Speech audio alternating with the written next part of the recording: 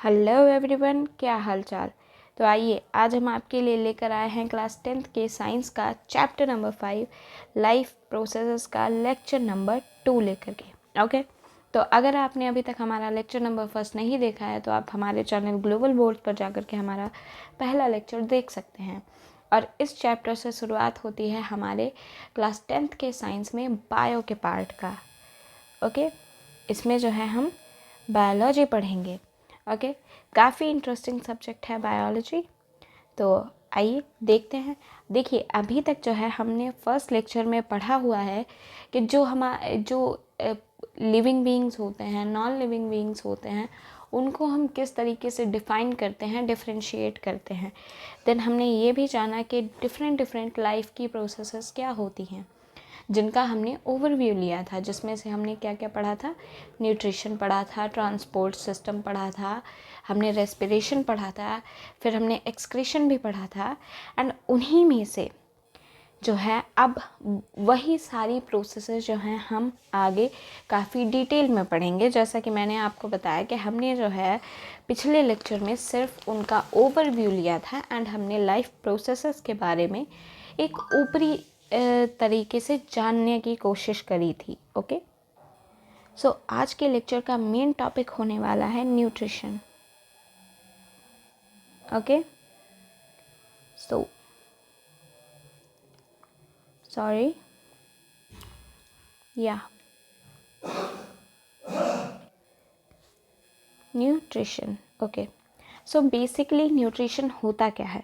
देखिए, हमने क्या पढ़ा था पिछले चैप्टर में कि देखिए न्यूट्रिशन क्या है।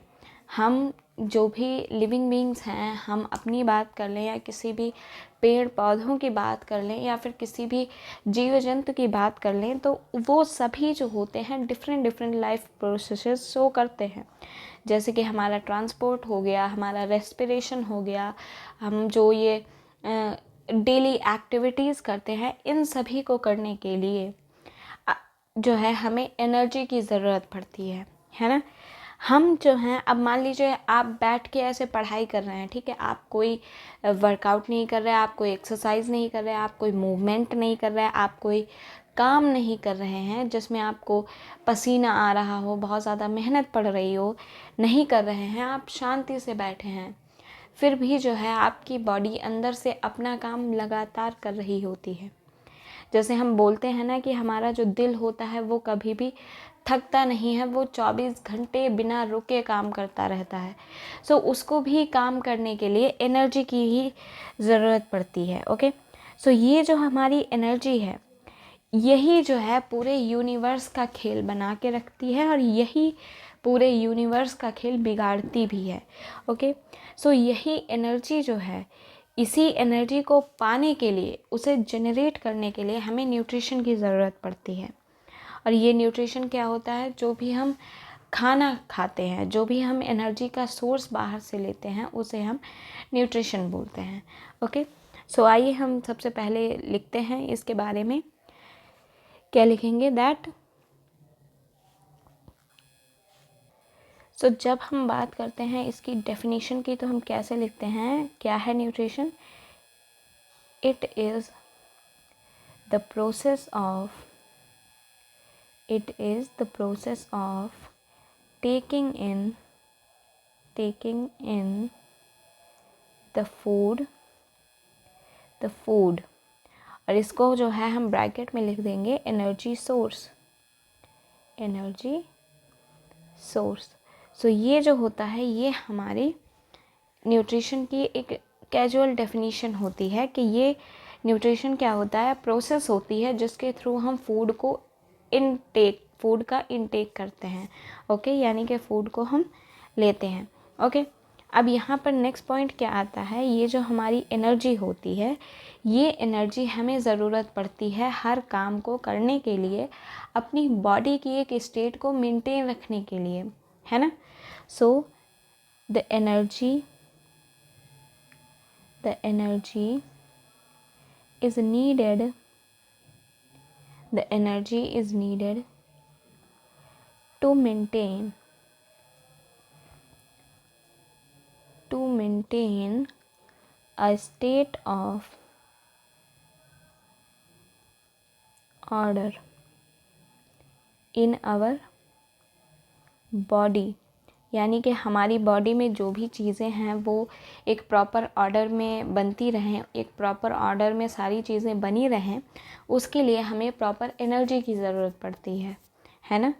जैसे आपका घर साफ़ सुथरा बना रहे, उसके लिए आपको हर एक प्रॉपर टाइम इंटरवल पर जो है आपको सफाई करने की ज़रूरत पड़ती है ना।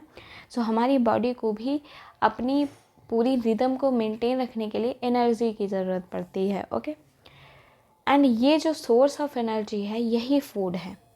क्या है ये जो हमारा फूड हो जाता है, ये है this energy source. Okay, so I hope कि आपको जो है चीज़ें काफ़ी क्लियर हो रही होंगी, अच्छे से समझ आ रहा होगा। अब देखिए, न्यूट्रिशन तो हो गया खाने को अंदर लेना, ठीक है। अब क्या है, इस धरती पर, इस यूनिवर्स में काफ़ी तरह तरह के प्राणी मौजूद हैं। लिविंग बींग्स जो हैं काफ़ी तरीके के हैं, बहुत से माइक्रोस्कोपिक होते हैं, हम ह्यूमंस हैं, जो ये एनिमल्स होते हैं, पेड़ पौधे होते हैं। सो इन सभी का जो न्यूट्रिशन का एक तरीका होता है, हर कोई हमारी ही तरह मतलब पूरा प्लेट वगैरह सजा के और ऐसे फोक एंड स्पून से नहीं खाते हैं, है ना। आपने कभी भी काऊ को ऐसा खाते देखा है? नहीं देखा है ना। तो सबके जो है मोड ऑफ न्यूट्रिशन डिफरेंट होते हैं, है ना। सो चलिए देखते हैं कि डिफरेंट मोड ऑफ न्यूट्रिशंस क्या होते हैं। सो नेक्स्ट हेडिंग है हमारी मोड ऑफ न्यूट्रिशन। अब डिफरेंट एनिमल्स जो होते हैं, ऑर्गेनिजम्स जो होते हैं, वो किस तरीके से न्यूट्रिशन लेते हैं उसके बारे में बात करेंगे। ओके, सो देखिए, अब क्या होता है कि कुछ जो ऑर्गेनिजम्स होते हैं वो अपना सिंपल सा फूड लेते हैं, जिसको वो देखिए, अब हमने अभी जब केमिस्ट्री वाली क्लासेस चल रहे थे तो हमने inorganic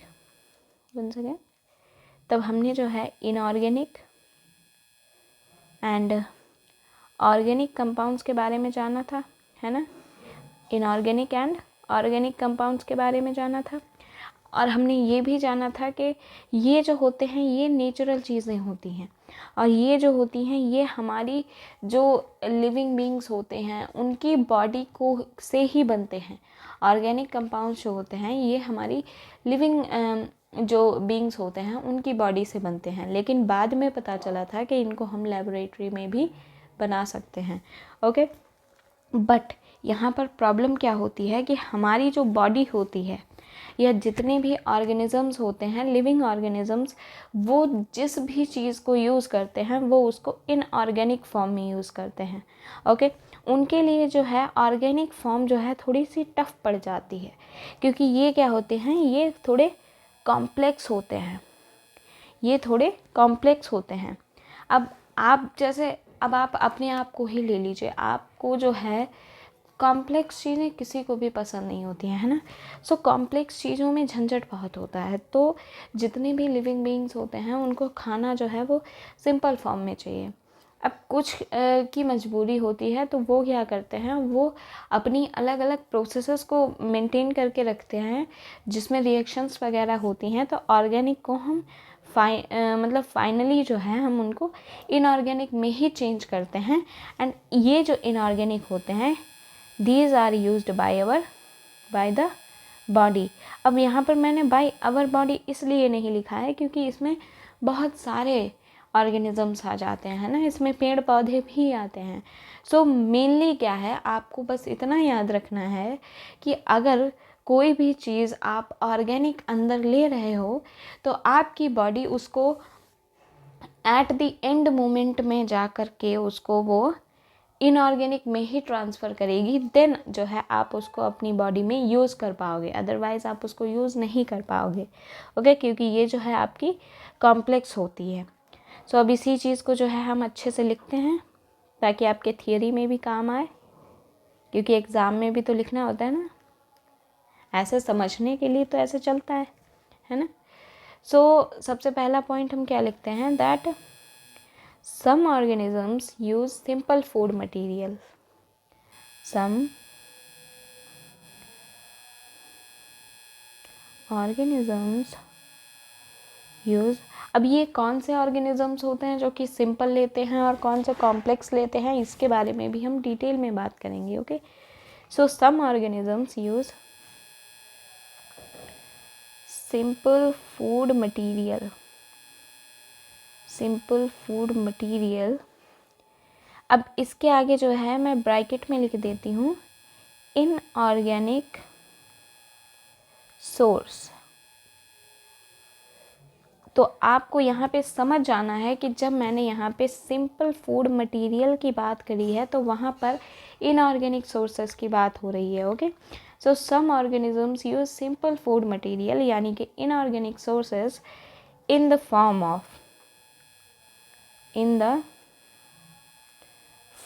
of carbon dioxide,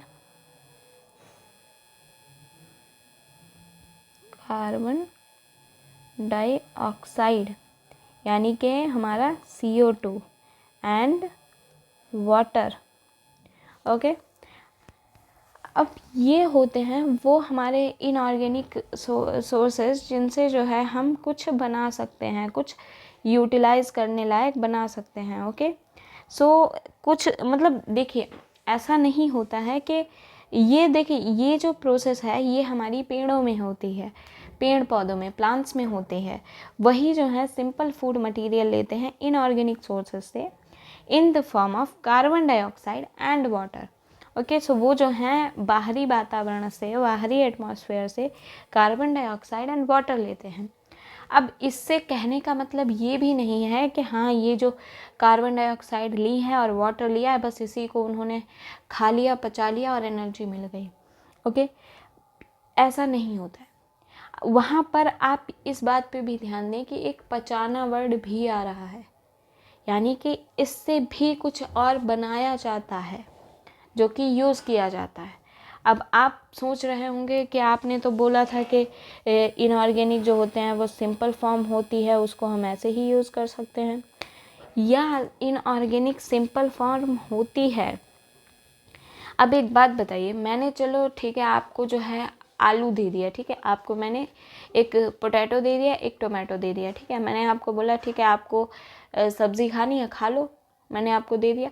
but आपको क्या करना है, आपको सब्ज़ी खानी है तो आपको उन दोनों चीज़ों को पहले पकाना पड़ेगा, है ना, तब आप उनको खाओगे.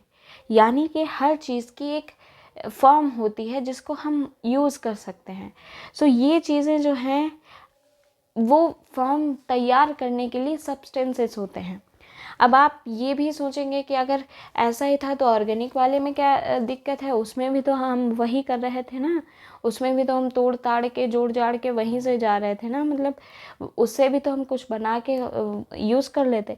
तो ऐसा नहीं है. अब एक बात बताइए, मान लीजिए आपको जो है मैंने दो ऑप्शंस दिए कि एक जगह पे आपका घर यहाँ पे है, ठीक है, और एक आपका घर यहाँ पे है. ओके, एंड आपका जो स्कूल है मान लीजिए वो यहाँ पर है. ओके, आपका स्कूल यहाँ पे है. अब यहाँ से एक रास्ता ऐसे सीधा जा रहा है और यहाँ से जब आपको जाना है तो आपको यहाँ से जाके फिर इधर जाके फिर ऐसे जाके ऐसे जाना है. ओके, सो ये वाला रास्ता ऑब्वियस सी बात है ना कि आपको टफ पड़ रहा है, लंबा पड़ रहा है ना. This is long route and this one is short route, है ना. यहाँ से आपके पैसे, एनर्जी, टाइम सबकी बचत हो रही है. यहाँ पर पैसा भी बर्बाद हो रहा है, एनर्जी भी बर्बाद हो रही, टाइम भी लग रहा है ना. सो अगर मैं आपको ऑप्शन दूँ कि आप किस घर में रहना पसंद करेंगे, then I am pretty sure that you will choose this one. Okay, and अगर आप स्मार्टली काम कर रहे हो तो आप यही चूज़ करोगे क्योंकि यहाँ से आसान है. तो यही तो यहाँ पे होता है, क्योंकि इनऑर्गेनिक सोर्स वो चीज़ पहले से ही इनऑर्गेनिक है, तो उसको बस एक दो स्टेप में ही जो है हम उसको मतलब यूज़ करने लायक बना सकते हैं.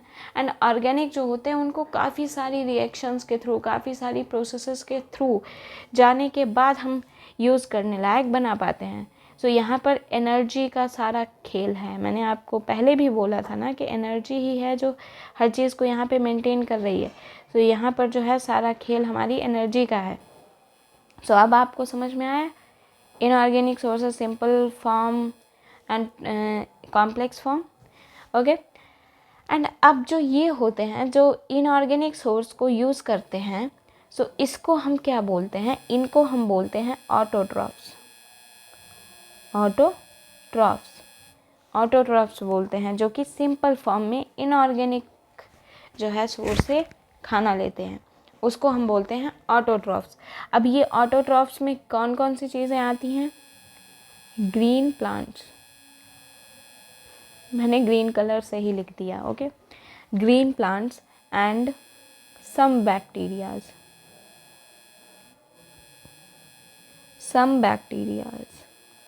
अब सम बैक्टीरियाज होते हैं, इसमें आपको सभी बैक्टीरियाज नहीं ले लेने हैं। ओके, सम बैक्टीरियाज, क्योंकि कुछ बैक्टीरियाज जो होते हैं वो पैरासाइट्स होते हैं। ओके, तो वो जो हैं हमारे ऑटोट्रॉफ्स में नहीं आते। ऑटोट्रॉफ्स वो होते हैं, यूजुअली मैं आपको एक ही लाइन में बताती हूँ, चलिए लिख के ही बता देते हैं, कोई प्रॉब्लम नहीं है। So when we talk about autotrophs, what are these? Autotrophs वो होते हैं जो अपना खाना खुद बनाते हैं, सिर्फ नेचर की हेल्प लेकर। उन्हें किसी और ऑर्गेनिज्म की ज़रूरत नहीं पड़ती है अपना खाना बनाने के लिए। So what are autotrophs? These are those organisms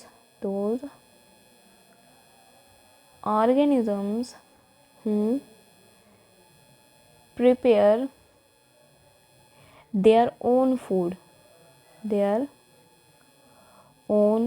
food। Okay, so ये जो होते हैं ये अपना खाना खुद बनाते हैं, और ये अगर हेल्प लेते भी हैं तो सिर्फ नेचर की हेल्प लेते हैं, क्योंकि नेचर से ही तो वो कार्बन डाइऑक्साइड एंड वाटर को ले रहे हैं, है ना। सो इसमें एग्जांपल में हमारे ग्रीन प्लांट्स आ जाते हैं और कुछ बैक्टीरियाज आ जाते हैं। अब यहाँ पे कौन से बैक्टीरियाज होते हैं, उसकी क्या कंडीशंस होती हैं, वो भी हम आगे आराम से पढ़ेंगे।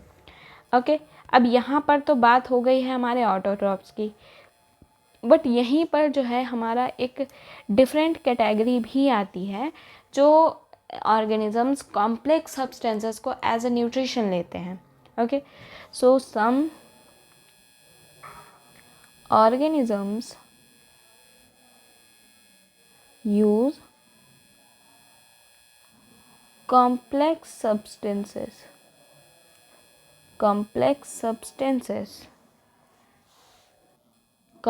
substances जिनको हमें सिंपल फॉर्म में तोड़ना होता है, that have to be broken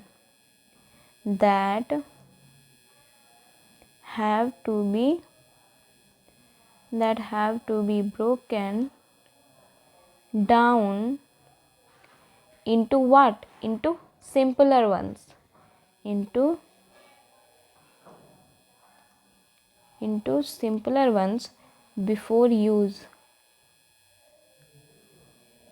okay, before use, यानी कि कुछ ऑर्गेनिजम्स होते हैं जो कि कॉम्प्लेक्स सब्सटेंसेस को एज अ फूड यूज़ करते हैं, एंड उनको जो है वो फिर सिंपल फॉर्म में तोड़ते हैं एंड देन वो उनको यूज़ करते हैं। एंड ये जो इनकी ये जो जोड़ने की प्रोसेस होती है, इसके लिए ये एक स्पेशल टाइप के सब्सटेंसेस को यूज़ करते हैं। ब्रोकन डाउन की प्रोसेस के लिए दे यूज़ बायोकैटलिस्ट। अब जब हमने केमिकल रिएक्शंस वाला चैप्टर पढ़ा था, तब हमने कैटलिस्ट के बारे में काफ़ी अच्छे से जाना था कि कैटलिस्ट क्या होते हैं। सो आई होप कि आपको इस बारे में बेसिक नॉलेज होगी कि कैटलिस्ट क्या होते हैं। ये बेसिकली किसी भी केमिकल रिएक्शन की स्पीड को बढ़ा देते हैं। जो रिएक्शन आपकी कहीं घंटों में, कहीं सालों में होने वाली थी, उसको ये वो दम रखते हैं कि ये उसको कुछ मिनटों में करा सकते हैं। ओके, सो इन चीज़ों के लिए जो है जो ऑर्गेनिजम्स होते हैं वो बायोकैटलिस्ट यूज़ करते हैं, जिसको हम एंजाइम्स बोलते हैं, एंजाइम्स। ओके, सो यहाँ पर जो है एंजाइम्स का खेल होता है। एंड जो ऑर्गेनिजम्स ये कॉम्प्लेक्सेस लेते हैं, यानी कि जो ऑर्गेनिजम्स ये कॉम्प्लेक्स सब्सटेंसेस लेते हैं, उनको हम क्या बोलते हैं, ये भी तो इम्पॉर्टेंट है. So let's see. So these are called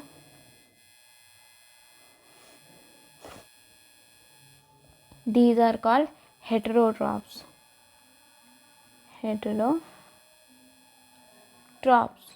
okay, heterotrophs. अब आप सोच रहे होंगे कि इसमें सिर्फ डिफरेंस तो इतना ही है ना कि एक जो है वो सिंपलर फॉर्म ले रहा है, एक जो है वो कॉम्प्लेक्स फॉर्म थोड़ी ले रहा है, तो इनका नाम क्यों अलग कर दिया, इसको हेटेरोट्रॉफ क्यों बोल दिया. ऐसा इसलिए है क्योंकि जो ये हेटेरोट्रॉप्स होते हैं ये डायरेक्टली और इनडायरेक्टली अपने खाने के लिए ऑटोट्रॉप्स पे डिपेंड करते हैं. Okay, so these directly or indirectly depends on autotrophs for their food.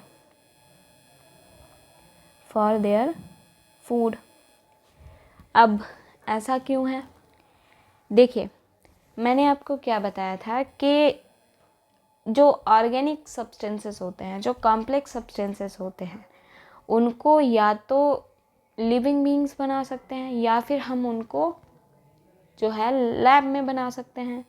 But अगर किसी जीव को, किसी ऑर्गेनिज्म को कोई कॉम्प्लेक्स सब्सटेंस चाहिए है, सो उसको नेचर से लेना पड़ेगा, उसको किसी लिविंग बीइंग से लेना पड़ेगा. सो अब एक बात बताइए, हम ह्यूमंस की बात कर लें तो हम लोग ऑटोट्रॉप्स हैं या हेटेरोट्रॉप्स. ह्यूमंस जो होते हैं वो हेटेरोट्रॉप्स होते हैं. अब आप बोलेंगे क्यों, हम तो अपना खाना खुद पकाते हैं, हम डेली अपने आप खाना बना के खाते हैं. तो ऐसा नहीं है. ओके, आप जो खाना बना रहे हो वो बना बनाया है. कैसे, अब आप जो सब्जियां खा रहे हो वो कैसे बनी है, वो पेड़ से भाई आपने ली है ना. जो आप सब्जियां खाते हैं वो कहाँ से आती हैं, पेड़ पौधों से आती हैं.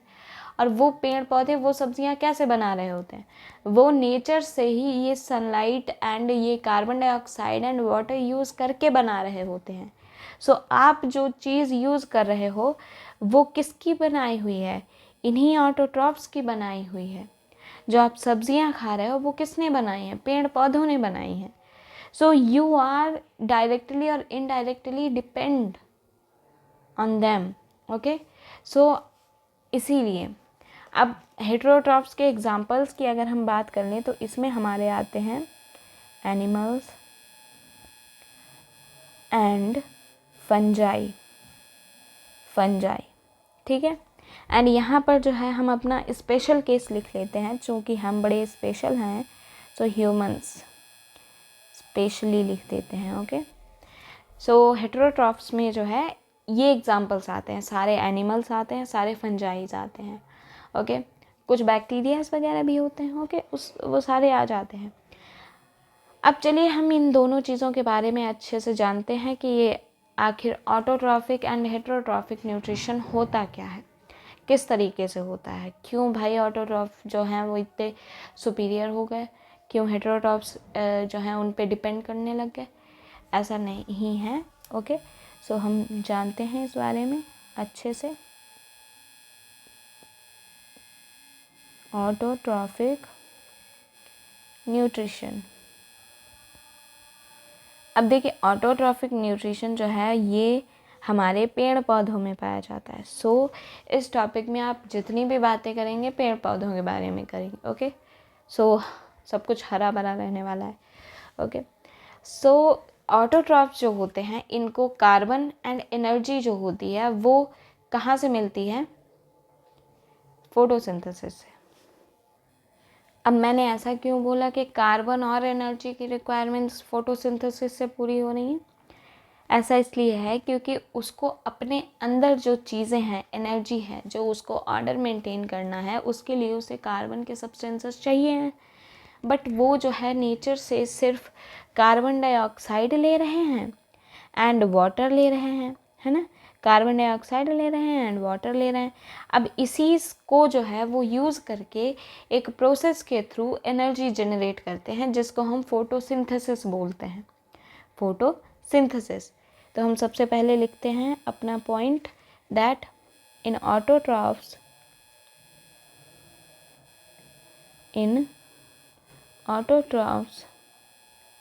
Carbon and energy requirements are fulfilled by which process? This is photosynthesis. One second.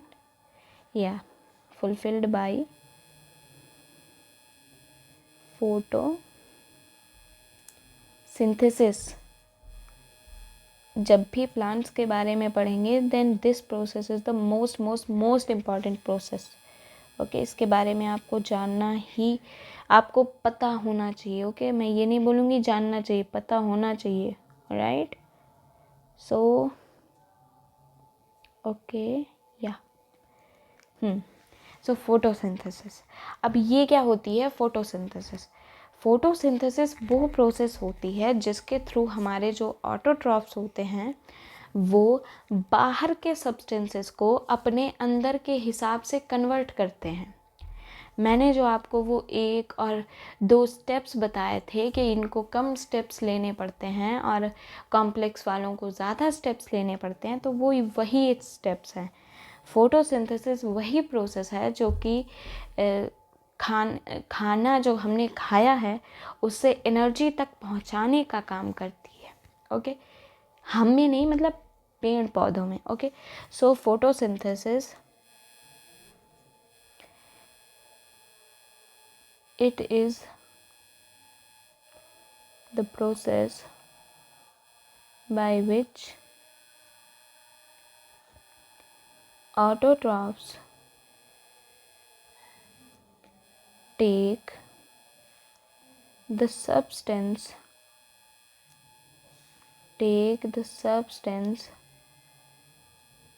from the outside and convert them into stored form of energy,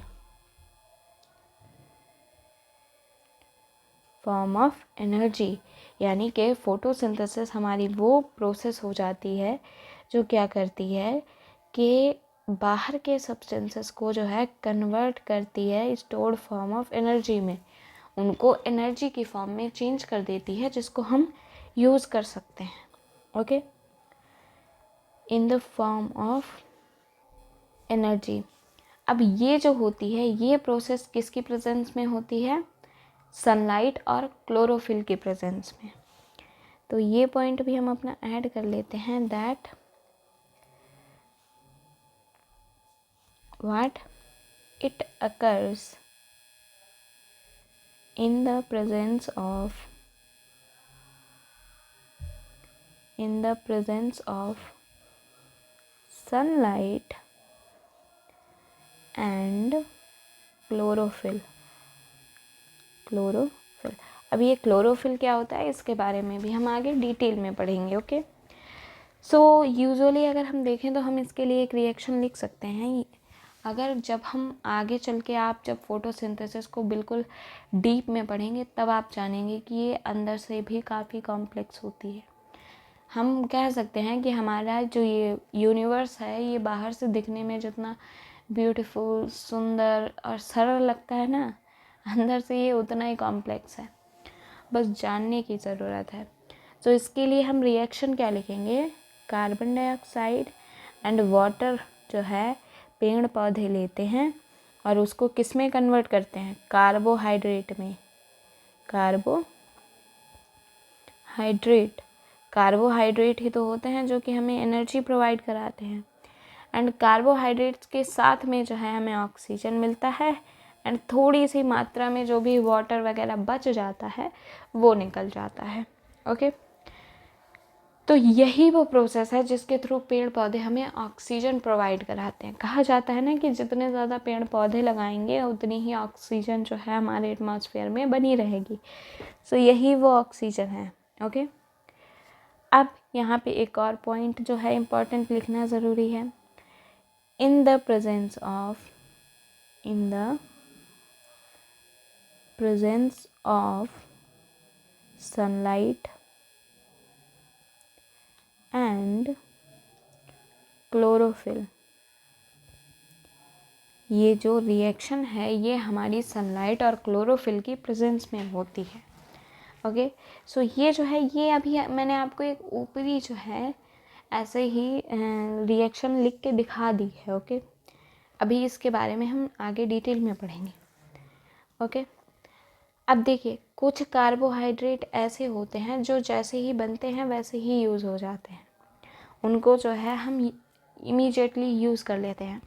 अब देखिए इसको हम कैसे सरल भाषा में समझ सकते हैं। जैसे क्या होता है कि हमारे घर में मान लिया खाना बना, ठीक है, आपने सब्ज़ी बनाई, थोड़ी खा ली, थोड़ी बच गई सब्ज़ी, तो आप क्या करते हैं उसको स्टोर करके फ्रिज में रख देते हैं कि हाँ सुबह खा लेंगे या शाम को खा लेंगे, है ना। तो प्लांट्स भी यही करते हैं। अब एनर्जी बन के तैयार हुई तो कार्बोहाइड्रेट कुछ हैं जिनको उन्होंने तुरंत यूज़ कर लिया, हाँ, और कुछ जो होते हैं उनको वो स्टोर कर लेते हैं। और स्टोर किस फॉर्म में कर लेते हैं? स्टार्च की फॉर्म में। स्टार्च जो है वो भी एक टाइप का कार्बोहाइड्रेट ही होता है। ओके, एंड वो जो है हमारा इंटरनल एनर्जी रिजर्वायर के नाम से जाना जाता है, क्योंकि वहाँ पर जो है पेड़ पौधे अपनी एनर्जी को रिजर्व करके रखते हैं। यानी कि वही है ना कि आपको जब बाद में भूख लगेगी तो आप वो सब्ज़ी खा लेंगे, तो वो सब्ज़ी तब तक के लिए आपका इंटरनल एनर्जी रिजर्वायर हो गया कि हाँ आपके पास जो है अंदर एनर्जी मौजूद है, जब ज़रूरत पड़ेगी तो आप यूज़ कर लेंगे। ओके, सो यहाँ पर वही चीज़ है। तो क्या है देखते हैं, that some carbohydrates which are utilized to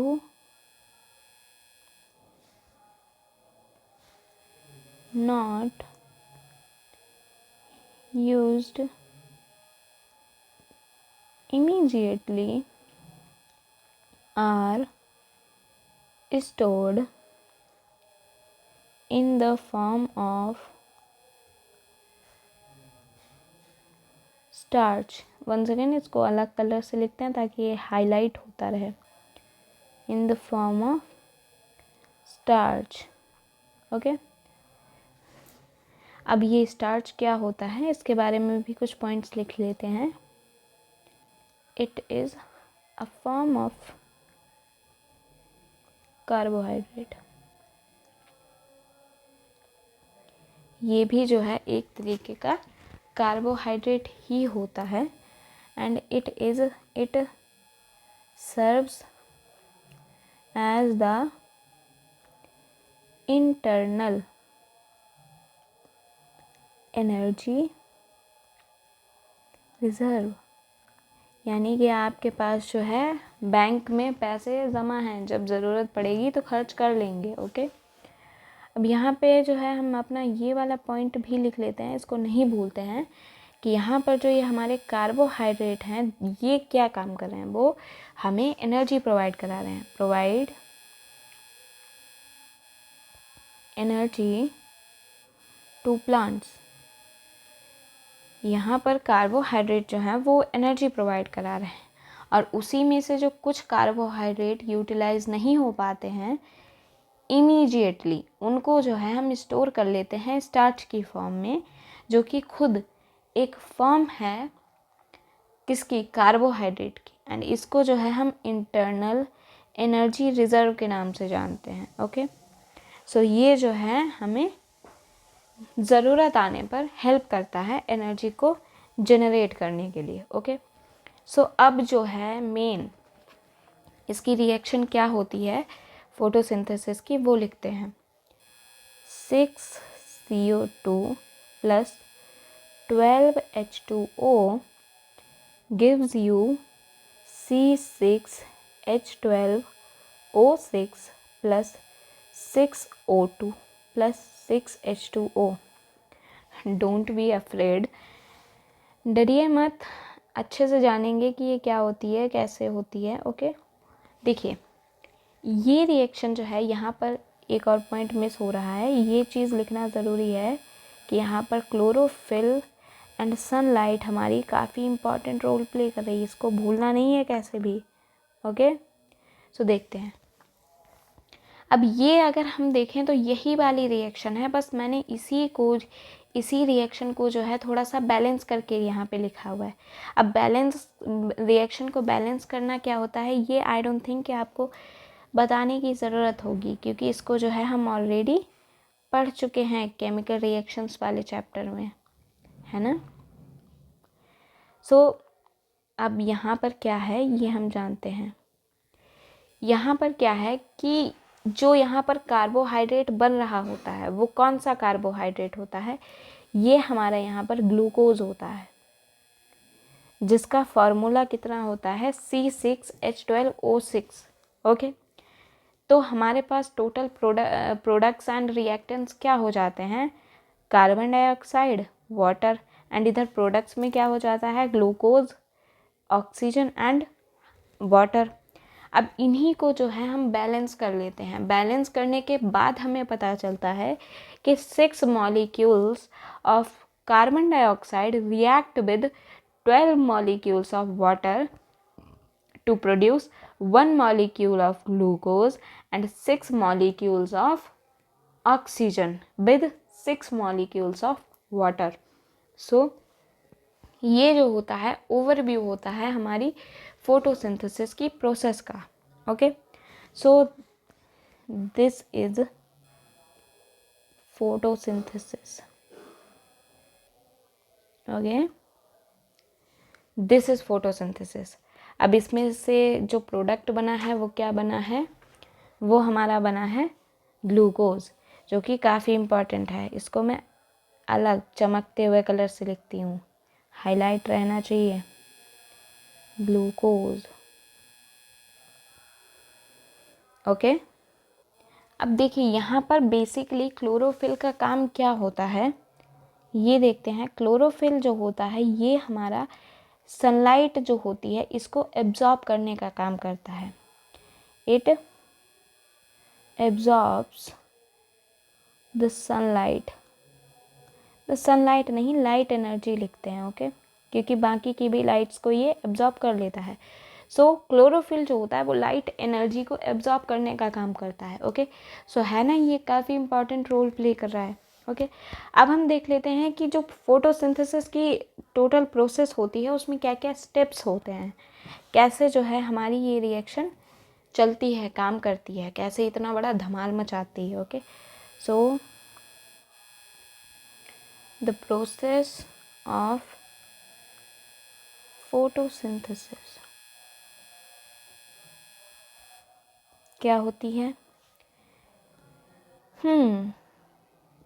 let's see. देखो सबसे पहले क्या होता है, सबसे पहले वो लाइट ही एब्जॉर्ब करेगी ना। अब देखिए पत्ती, आप कैसे देखते हो फोटोसिंथेसिस की, पत्ती जो है, पेड़ की पत्ती जो है वो ऐसे धूप में है, ठीक है, वो तो धूप में है, चलो ठीक है, तब फोटोसिंथेसिस हो रही है। वो रात में भी तो पत्ती है ना, उसमें जो भी चीज़ें हैं वो रात में भी हैं, बट फोटोसिंथेसिस सुबह स्टार्ट होती है। क्यों? क्योंकि तब सनलाइट आती है, तब सनलाइट उस पर पड़ रही है। इसका मतलब है कि उसको स्टार्ट होने के लिए सनलाइट की ज़रूरत है। तो सबसे पहला स्टेप क्या होना चाहिए, एब्जॉर्प्शन ऑफ लाइट एनर्जी।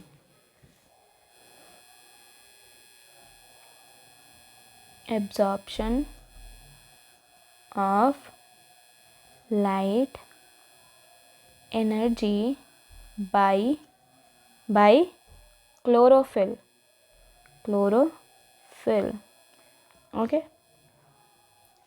अब देखो लाइट एनर्जी पड़ गई। अब इस रिएक्शन में क्लोरोफिल ने अपना काम करके सनलाइट को बुला लिया। अब क्या होगा, जो भी एंजाइम्स होंगे वो एक्टिव हो जाएंगे। ओके, एंड ये जो कन्वर्जन है, जो रिएक्शन है, वो स्टार्ट होने लगेगी। So conversion of light energy to chemical energy.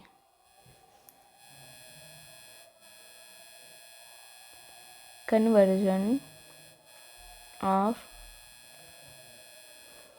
light energy to chemical energy and splitting of water into hydrogen and oxygen। Okay, अब देखिए यहाँ पर मैंने क्यों बोला कि लाइट एनर्जी जो है ये हमारी ट्रांसफ़र हो रही है केमिकल एनर्जी में। क्यों बोला ऐसा? इसलिए बोला क्योंकि यहाँ पर लाइट, सनलाइट आ रही है ना। अब सनलाइट में भी तो एनर्जी ही है ना, वहाँ पे जो सन है वो एनर्जी ही तो हमें प्रोवाइड करा रहा है ना। सो सनलाइट जो है वो लाइट एनर्जी है। अब ये जो है अपना काम करके हमें यहाँ पर क्या दे रही है, ग्लूकोज दे रही। ग्लूकोज अगर देखें तो केमिकल है ना, वो हमें केमिकल होकर एनर्जी दे रहा है, तो उसकी एनर्जी को हम केमिकल एनर्जी बोलेंगे, है ना। सो यहाँ पर यूजुअली हम देखें तो लाइट एनर्जी जो है वो हमारी केमिकल एनर्जी में चेंज हो रही है। एंड यहाँ पर जो हमें ये ऑक्सीजन मिल रहा होता है, ये इसका सोर्स यहाँ पर वाटर होता है। वाटर ही जो है टूट के हमें हाइड्रोजन देता है एंड ऑक्सीजन देता है। ये ऑब्वियस सी बात है। Okay, so this is will be the second step. फिर थर्ड स्टेप की बात कर लें तो क्या होता है, फिर थर्ड स्टेप जो है हमारा फाइनली ये जो कार्बन डाइऑक्साइड होती है ये रिडक्शन करके जो है यहाँ पर हमें ग्लूकोज दे रही होती है। अब ऑक्सीडेशन एंड रिडक्शन क्या होता है ये भी जो है हम अपने केमिकल रिएक्शंस वाले चैप्टर में पढ़ चुके हैं। ओके, सो नेक्स्ट स्टेप रहेगा reduction of carbon dioxide into carbohydrate. अब मैंने यहाँ पर स्पेसिफिकली जो है ग्लूकोज नहीं लिखा है क्योंकि हम उस एनर्जी को स्टार्च के रूप में भी यहाँ पर जो पेड़ पौधे हैं वो यहाँ पर स्टोर कर रहे हैं। सो हमने स्पेसिफाई नहीं करा है, यानी कि reduction of carbon dioxide into carbohydrate. अब देखिए ये जो हैं ये हमारे प्रॉपर स्टेप्स हैं एक फोटोसिंथेसिस की रिएक्शन के होने के। बट यहाँ पर ये ज़रूरी नहीं है कि जब भी फोटोसिंथेसिस होगी तो ये सारे स्टेप्स सीक्वेंस में होने चाहिए, ऐसा नहीं है। बात ये है कि हाँ ये स्टेप्स होते हैं, मतलब जब तक ये नहीं होगा तब तक ये नहीं हो पाएगा, जब तक ये नहीं होगा तब तक ये नहीं हो पाएगा, ऐसा है। लेकिन क्या है वो देखते हैं। अब मान लो, देखो क्या होता है कि मान लो आपने जो है ढेर सारी जो है लाइट एनर्जी क्लोरोफिल ने एब्जॉर्ब कर ली।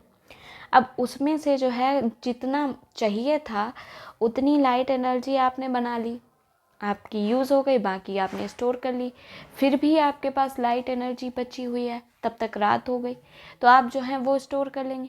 अब आप सुबह क्या करेंगे, मैंने आपको ही जो है प्रेफरेंस दिया है कि आप खुद को पेड़ पौधा समझ लिए। ओके, सो आप सुबह क्या करेंगे, जो आपके पास पहले लाइट एनर्जी इकट्ठी है आप उसको यूज़ करेंगे ना, कि पहले जो है लाइट एनर्जी एब्जॉर्ब करना स्टार्ट कर देंगे, है ना।